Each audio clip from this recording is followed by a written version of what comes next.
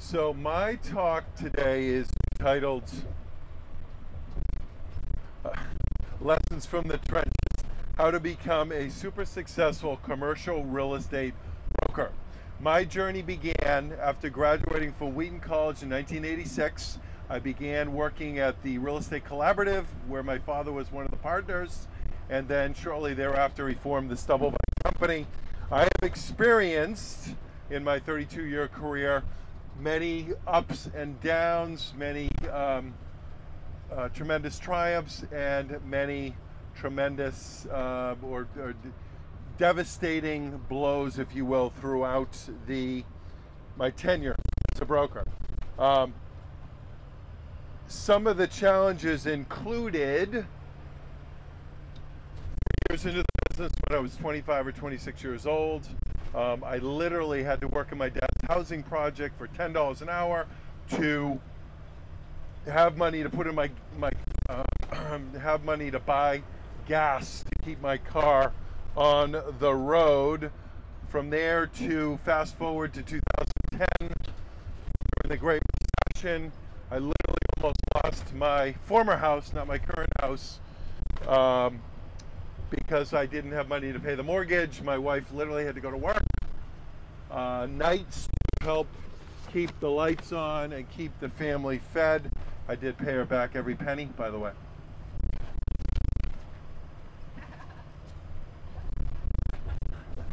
I've also experienced... I didn't want to add that. She made me add that at about 1:40 a.m. in the morning. Also, I've experienced some tremendous blessings, if you will, with some very large sales, including the Cambridge Quad sale a couple months ago for $79 million. Through it all, I have relied on my fantastic wife, 6 beautiful children, great colleagues here at the Stubblebine Company, and of course, my rock, the Lord God.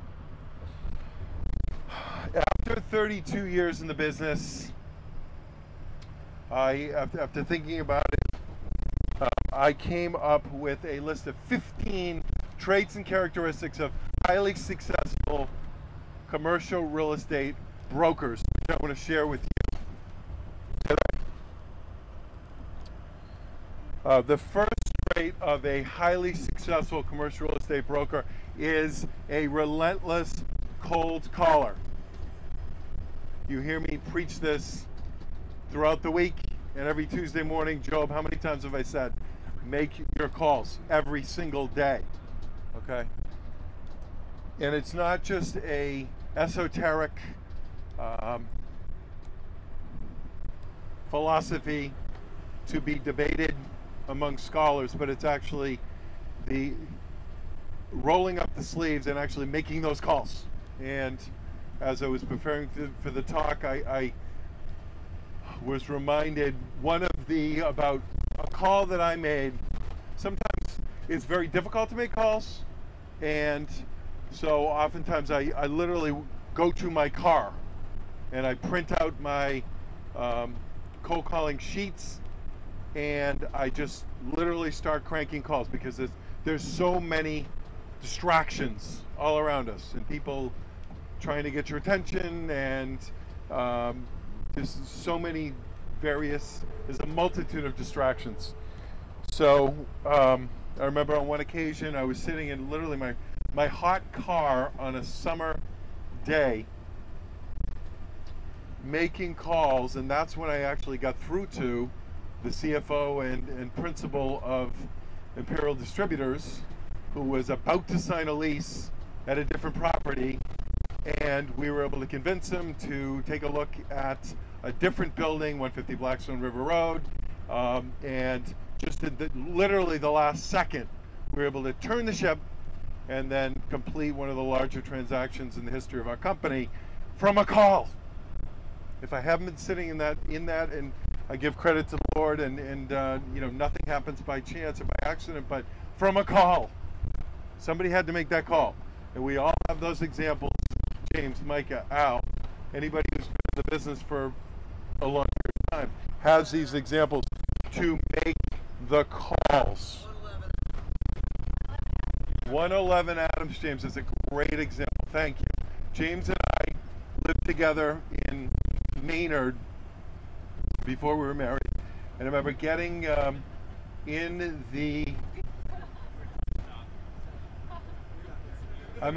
driving to work. He's my brother. I remember driving to work and we heard on the radio, Ames department store is closing in Clinton, Massachusetts. We didn't even know where Clinton, Massachusetts was. Okay? So we got back to the office, immediately made the call. Frank Betker, what does he say when you get a lead? Did you let it pile up, Aaron? Did you think about it? Did you talk about it with 15 people? No, you make the call immediately. Okay, that we called Ames department stores, heard about it literally on the radio.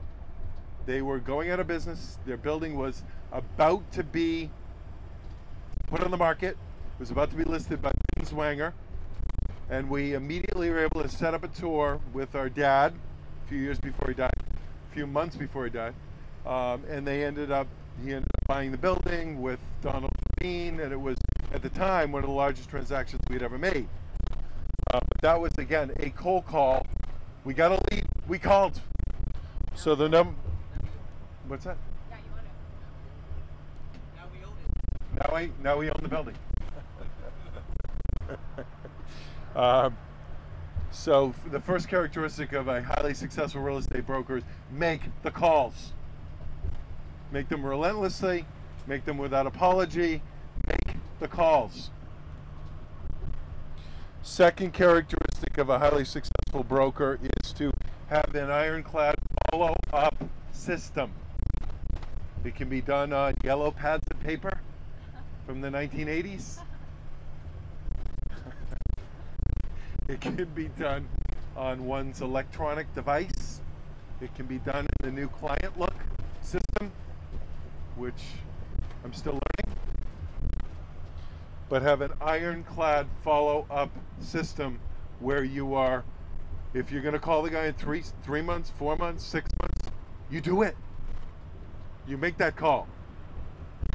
And there's many, many examples with the Micah, James, Al, Ellen, we can all cite where we followed up with someone for years and years and years. Radent is one of Al Ringet's long-term clients because he followed up. Because he kept making the calls, he followed up. Third characteristic of a highly successful broker is to secure listings. And that can be either as a tenant rep broker, Micah does a lot of tenant rep, or as a building owner broker. There was a famous phrase that Binswanger used to, Mike Tracy of Binswanger used to, he promulgated, he would say, don't list, don't last. You don't list, you're not going to last. Listing buildings, you have to have control. Either control of the tenant or the buyer, or control of the property. You've got to list properties. You get amazing leverage.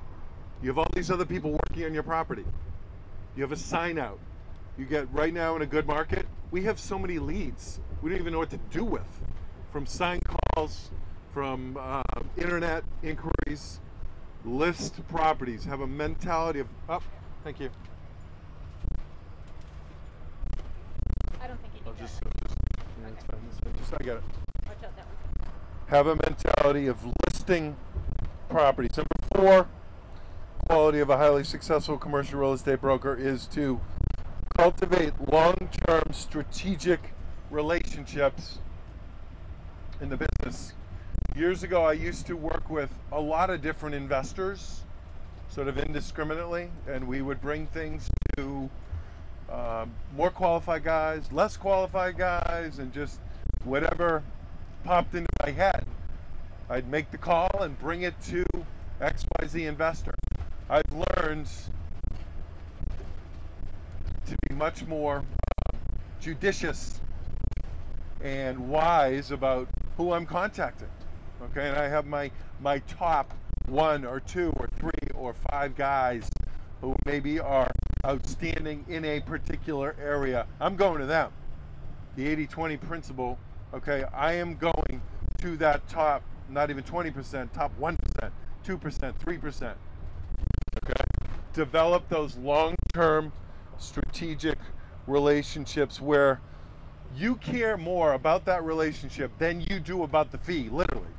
How many times you guys heard me say when we were marketing 60 Stop Marino, I don't even care about the money. I cared about getting that building leased because that's Steve Goodman. He's a very, very important client to us.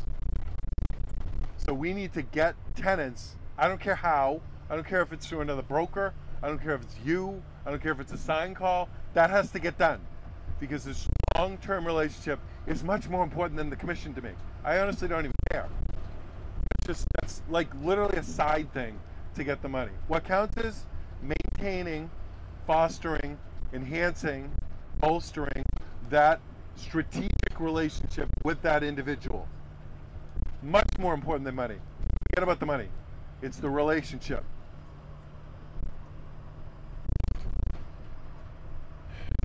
Render outstanding service. Number 5 characteristic of a highly successful commercial real estate broker is to develop the right attitude toward failure and rejection. As my wife likes to say, develop thick skin. We have the infamous, notorious psychologist who we utilize in all cases when we're hiring someone. Says the 3 most important characteristics, in his opinion, of someone who will be successful in commercial real estate is someone who gets along well with people, is competitive, and has thick skin. Jeff Bezos, I heard of him on a recent YouTube video talking about all his many, many failures, the millions and millions and millions of dollars he lost on various startups and various .coms and various investments he made. He lost millions. He lost more money than any of us have ever made by a factor of 100. His many, many failures. I like the story of Rocky. He was as a failed young man, failed at the time actor who wrote the script, Rocky, Sylvester Stallone. And they literally, the producers liked the script, but said, listen, I'm going to pay you to not star in this movie. We like your script, we don't like you. So here's the money, but get out of here because you're not allowed to act in this. And he said, no, I'm doing it myself. Okay, that was his attitude for rejection.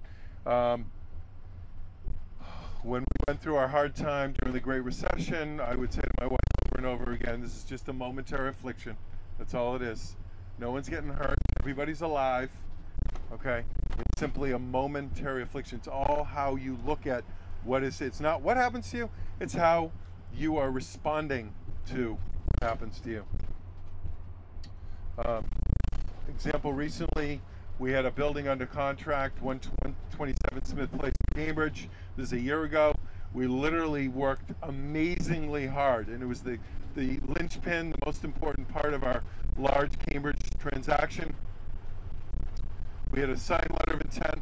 We were literally almost there with a P&S, and all of a sudden the buyer, the seller just went cold, and he was blaming other people. He went completely cold. Nothing the buyer did, nothing I did, just would not sell it. And we were just beyond belief frustrated that this he wouldn't move, he wouldn't follow through. We had worked so hard, so many hours, so much, so many meetings. It was just unbelievably frustrating. But instead of, I could have gotten bitter, I could have gotten mad, I could have lashed out against this individual, but I chose to stay friends, stay in touch. Okay, we're both, he likes conservative political ideas, so we kind of bond over that. We'd send each other emails back and forth. I'd send him properties. This is over the next year after he completely torpedoed the deal. So I just stayed friends with him, and then in an offhanded remark, last January said, well, if I am going to sell my site to Jay Doherty, it's going to have to be X, Y, Z. And I just almost fell out of my chair. Like, he's actually talking about selling the property again, to my astonishment. And so I very quickly met with the buyer, went over the bullet points. Within literally 24 hours, he had his offer, and we were back into the game again. And that was the key piece that enables us to sell this $79 million property closed in August. Okay, it would have been very easy to lash out at him, to get bitter, or to say, I'm never going to talk to him ever again. Okay. So it was the attitude. That was failure, that was rejection at that time, but it was how you deal with the failure and rejection.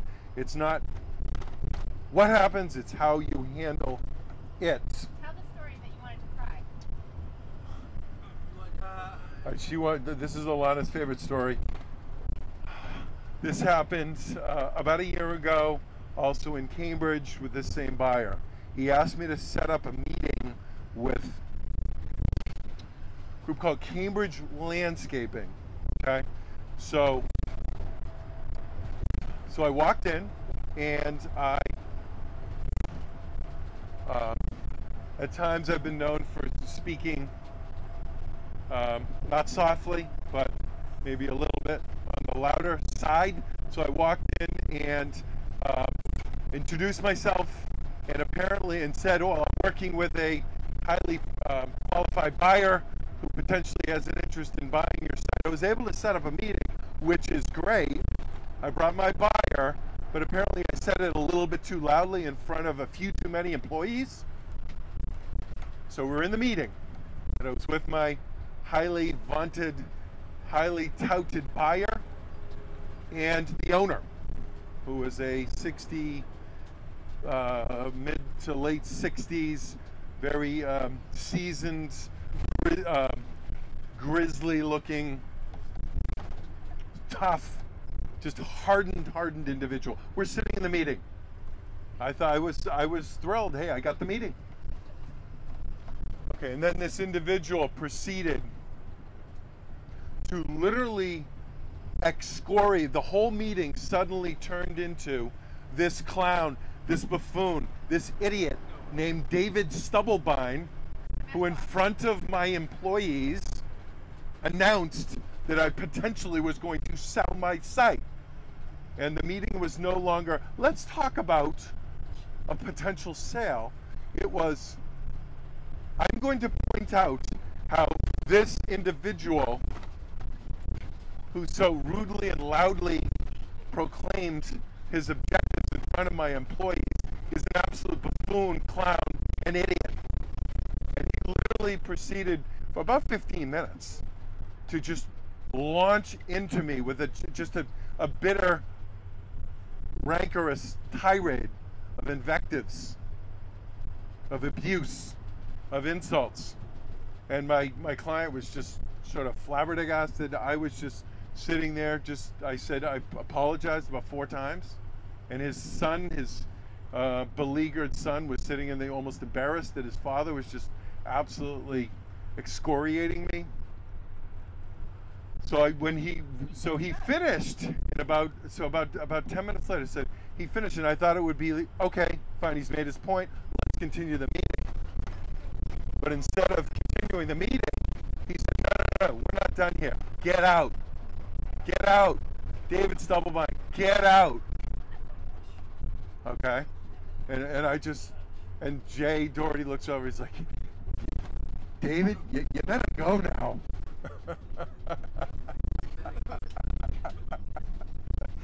I think it's time to go. What did you do? No, okay. So I left the meeting, and I went. Wait, David. You said what you wanted to do versus what you did. You wanted to sit in your car and cry. I never wanted to cry. You said that. But go ahead. But then what did you do? I never once said that. So I guess the point is, he humiliated me in front of one of my most important clients. Instead of putting my tail between my legs and crying or going home and stage, I just actually sat in my car. I waited for Jay Doherty to come out. I actually went down the street because I knew he wanted to visit another individual. This is a very, very important moment, actually. This was a very important moment for me and for my relationship with this individual. I was able to go down the street, knock on the door of a different buyer that I know he wanted to meet. And I said, listen, my client's right down the street. Do you think we can come back in 15, 20 minutes? He's just finishing up a meeting. And he said, yeah, no, that'd be fine. Okay, because I wanted to show to Jay that I wasn't going to fold. I wasn't going to cry. I wasn't going to be a baby. I wasn't going to get bitter. Okay, I was going to man up and keep going. So I waited in my car for Jay. Jay came out 20 minutes, half an hour later. He was apologizing to me because he was shaken up just watching the beating that I had just taken. And I said, no, it's no problem, no big deal at all. Listen, right down the street, we have this other meeting set up. This guy wants to meet you. And Jay's like, oh, great. So we met this other guy, and it was just water on a duck's back. That's it. So it wasn't what happened. It was and again, this is not something I would have done when I was 22 or 23 or 24, but it's something you just learn over time. But it led you to the deal of your life. Yeah, so that was part of this $79 million, okay, largest deal in the history of the company, transaction, okay. Will the guy talk to you later? No, that's off limits, which is fine. Jay's working with him. Okay, so develop the right attitude toward failure and rejection. Number 5. Number 6 characteristic of a highly successful commercial real estate broker. This is good. Is realize that every step along the path is extremely important. Okay, and it's not just getting to that final commission check in the hand is our final goal, of course. But Chris, when you manned up and you called all those people on Wednesday when it was very difficult to do and they weren't taking your call and you felt like you were being ousted from the transaction, you did that, okay? And they finally said, okay, Chris, we're interested. Let's continue with you, et cetera, et cetera. That in and of it, that was an enormous victory. So every step, I said to David Skinner and James, we were dealing with a very difficult situation with FW Web recently. David, what did I say? Just get the meeting and the transaction will happen. That's all you got to do. Get the meeting. It's that one step. Okay, it's not, you don't have the commission check in your hand. Okay, it's not done. It's not closed. Okay, but my point is to value every single step in the process. Okay, because every step as you move forward to get the meeting, you get the meeting, you get the offer, you got he called you back, you got the counter offer. These are all huge steps in to value those small victories as you move toward the final victory. It's like getting the first down. You got the first down. Okay. Number 7, characteristic of a highly successful commercial real estate broker is to recognize that working in teams is the best way to go. Now, there are certain times when we certainly work on our own, and that's all well and good, and that's fine. But if you look at the Rob Griffins of the world, or the Kathy Minnelli's of the world, or just any of the most successful brokers in the country, they work in teams. Okay, and the various individuals on the team have strengths and weaknesses. If you're able to partner with people who are better than you in certain areas as part of the team, that is without question the way to go. When James and I, certain clients we have, they like James better. James is their guy. They're calling James. Okay, with Al, we've been listening recently with Al, and you know what? Al's the guy. No, it's not you, Dave. Dave and James, hey, where's Al? Where's Al? That's good. That's healthy. Okay, because we all have strengths, we all have weaknesses, and if you're able to work in a team where people are complementing each other, it's extremely important. Number 8, characteristic of a super achiever real estate broker is to become a go-to expert in a specific market. Okay, as opposed to being a jack of all trades. Okay, what are you going to be?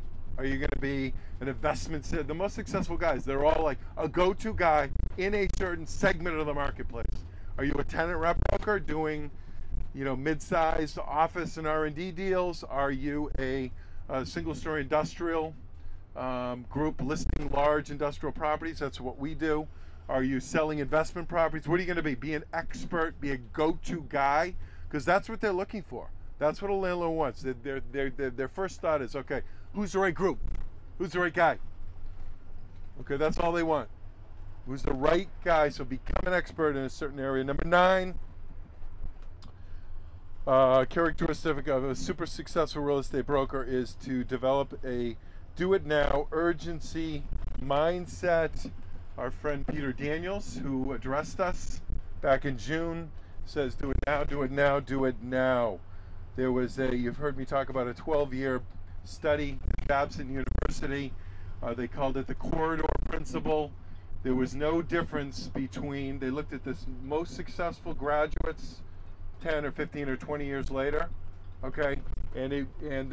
Those who were the most successful did not necessarily have a higher IQ, okay? Or come from a better family, or have anything special about them other than the fact that they launched. Okay, it was called the corridor principle. They jumped into it. Okay, they jumped into it. So anything you do it with urgency. You get a lead, Frank Betker. You jump on the lead immediately. You make the call immediately. Okay, you go after the listing immediately. Have an urgency mentality. Okay, you can be laid back. You can be, you know, take your time all you want on the weekends, at nights, whatever you want to do, but you're not doing that during the day if you want to be successful. You have urgency. You have a get it done now. You got to call somebody, you call them now. Number 10 characteristic of highly successful real estate brokers.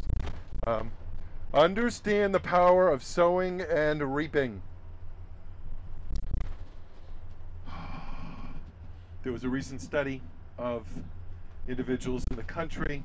63% of people believe the only way they can become financially free is to win the lottery. Okay? They're not believing in the principle of sowing and reaping.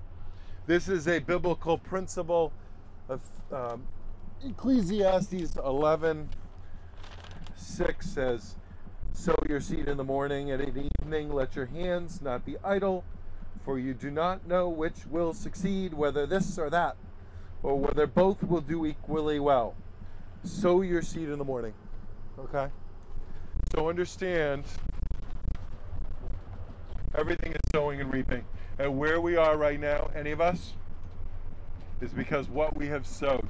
And remember that, which is very liberating and very powerful, because if we're victims, which Peter Daniels calls the life lie of the neurotic, if we are victims, that means we're powerless. That means you can't do anything about it.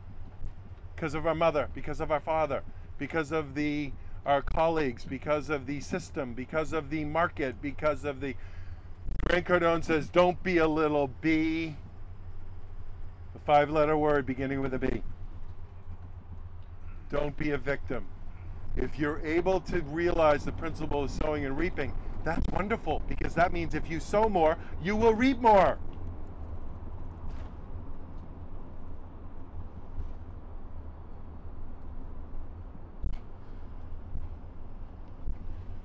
I'm reminded of the story of the Chinese bamboo tree.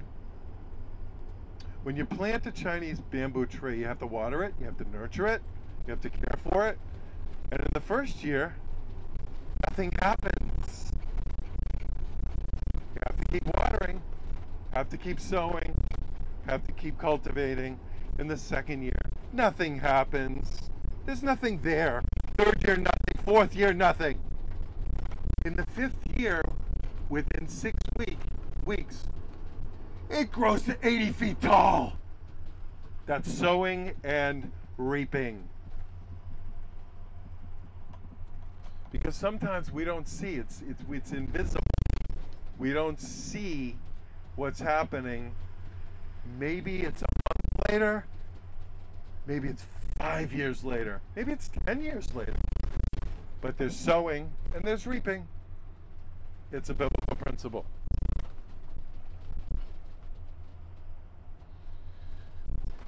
Number 11 trait of a highly successful real estate broker is to understand that and I address this point to the younger guys.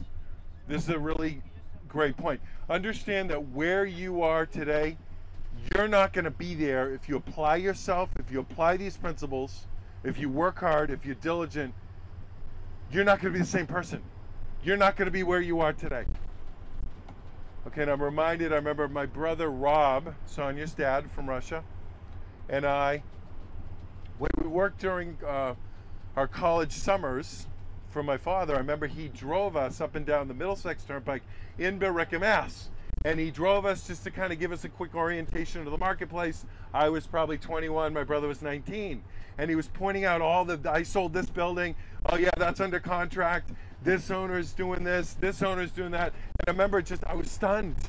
And I was just, my mind was just, I couldn't comprehend that he had so much knowledge. And it was just casual and second nature for him. And I look back at that and I realized, that's me today. And that will be you guys as you mature, as you grow, as you understand the marketplace to a higher degree. I'm also reminded of a situation. James remembers this. This is right after my dad died. I was 30 years old. James was 25. We were the kids. My dad was the stalwart, was the leader, was the captain of the ship. And we were just the kids running around.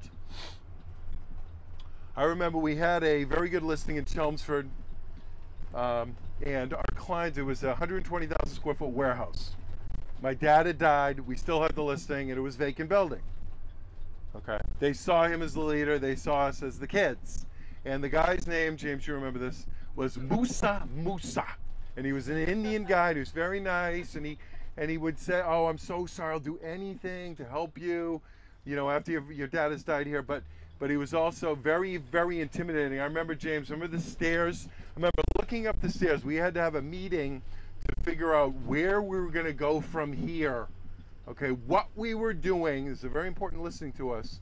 And there was this long corridor, long stairwell. I remember looking up the stairs and thinking, I have to walk up those stairs and go talk to Musa in his private office. I was scared to death.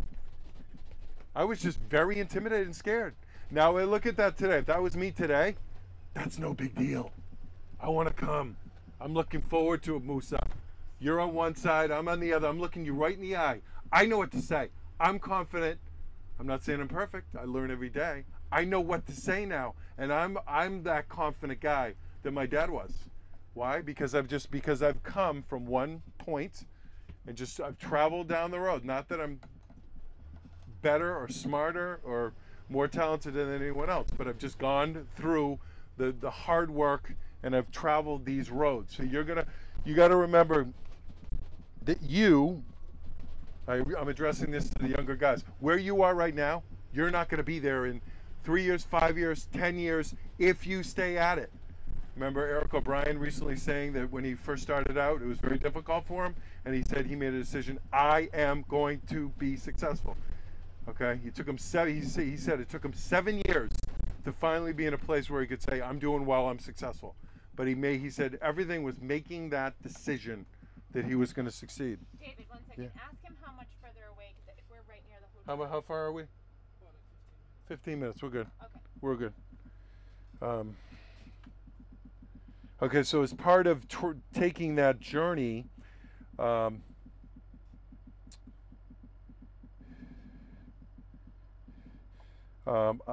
want to encourage everyone just to be continuous learners. You've heard me say this before, but the 30-10 rule is outstanding.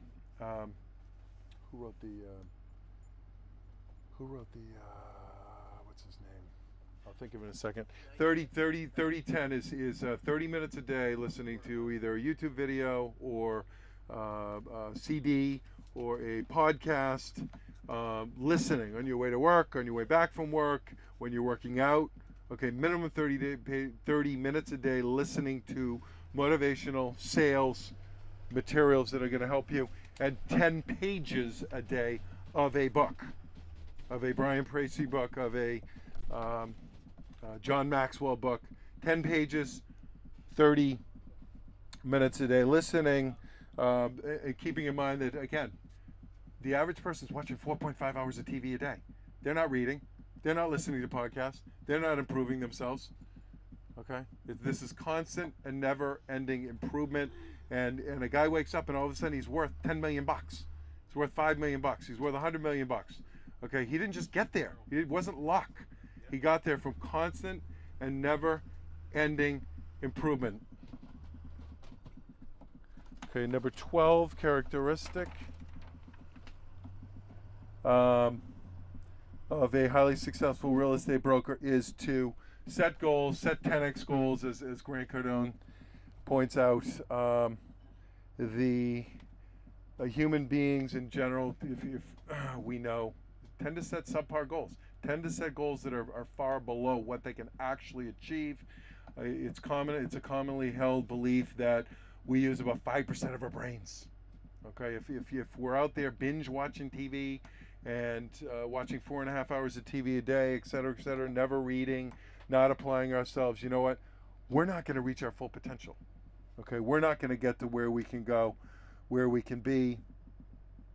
H.L. Hunt, the famous oil billionaire who went bankrupt at age 32, said the secret to success is, number one, figuring out what you want to do.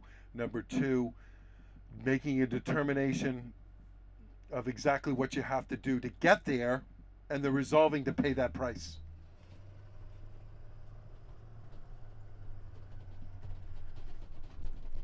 Steve Jobs, Bill Gates, Michael Dell, and Zuckerberg, what they all have in common, other than being multi-billionaires, is they all dropped out of college, and they all knew exactly what they wanted to do. They had specific goals for their lives. And going through the 10X book, the one light bulb that went off for me a year and a half ago is that I set goals that were too low for me, for my life. Too low. I revamped my goals after reading that book, because I think that the challenge is David Skinner and Aaron came to me a few days ago and reviewed some goals as far as calls, et cetera, et cetera. And what did I say? Did I say, great job, guys? You're really reaching for the stars. What did I say, Aaron? Too low. I said way too low. Way too low.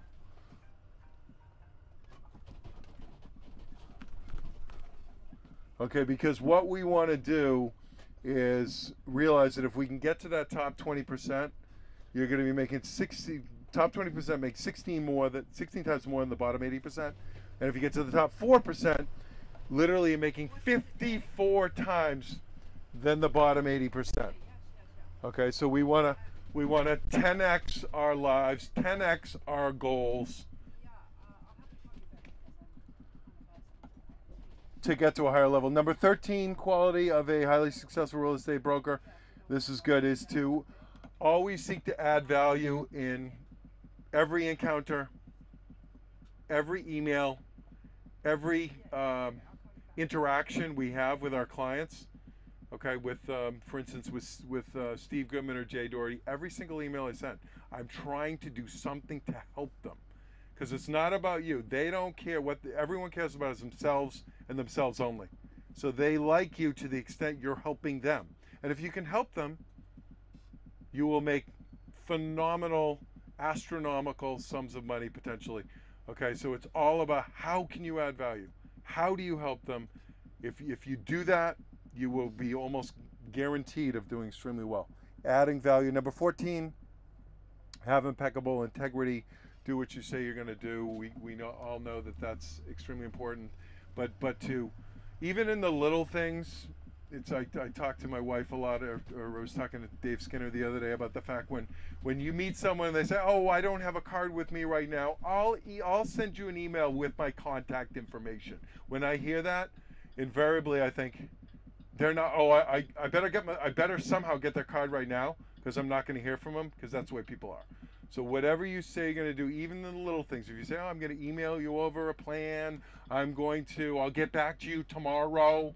Okay, Billy Tebow, I'm going to get you that information tomorrow, and I didn't do it because I didn't have time.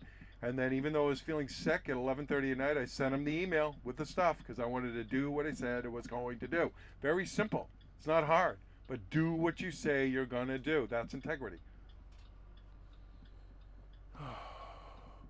All right, and then 15th and lastly, in my opinion, you are going to rise to higher levels as a commercial real estate broker if you are calling upon the power of the Lord in your life. A couple verses. Jeremiah 29:11. For I know the plans I have for you, declares the Lord, plans to prosper you and not to harm you. And then Deuteronomy 8:18, but thou shalt remember the Lord thy God, for it is he that giveth thee the power to get wealth, that he may establish his covenant, which he swore unto thy fathers, as it is this day.